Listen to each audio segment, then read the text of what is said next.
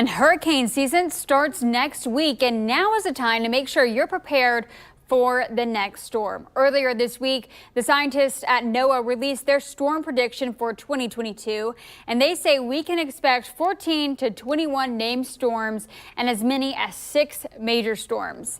And when the next storm hits, it will also be important to make sure you know what questions to ask and what red flags to watch out for when you're deciding on a contractor to fix your home. This morning, Tom Stevens, the president of Northeast Florida's Better Business Bureau, joins us live this morning to help make sure you don't get scammed. Good morning, Mr. Stevens. Thank you so much for joining us. Good morning. Glad to be here. First off, what questions should homeowners ask when talking to contractors about home repairs after storms? Well, the first thing you should ask is if they're licensed by the state of Florida to do the work they're planning to do.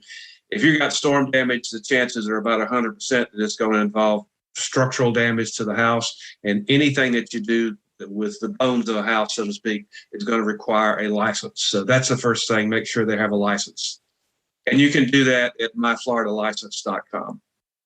Flags should people look out for? Probably contractors that are going door to door seeking work, contractors who don't have their license number on the outside of their vehicle, or maybe a vehicle that has out-of-state tags. That's all red flags that maybe you're dealing with someone who is either what we call a storm chaser or is an unlicensed contractor completely. So that's a couple things. And also, if they want you to sign something in order to get an estimate, that's a red flag that there's probably something wrong, because you should not have to sign anything for them to give you an estimate of what it's going to cost to do the work.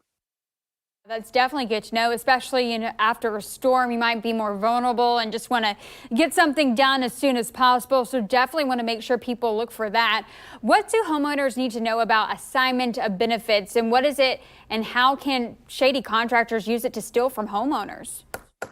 Assignment of benefits is a clause in the sales contract or the construction contract that gives the contractor the right to become you, so to speak, in dealings with your insurance company. So it signs over the benefits of the insurance policy relating to that claim to the contractor.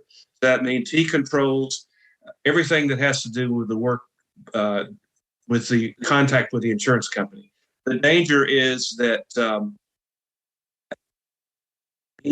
once he has that, it's kind of like money in the bank, and he can put you off. He can do the work at his own pace and not have to deal with.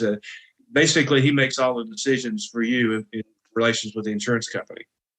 Kind of fumble through that, but the idea is that he becomes you in dealings with the insurance company. Definitely good to know.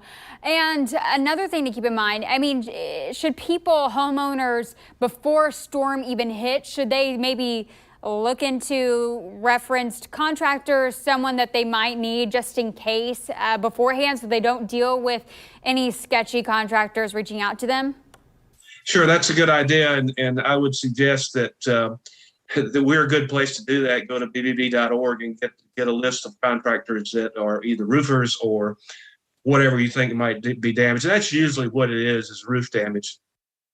So yeah, that's a good thing to do, and have them in your pocket before it starts. All right. Good information to have.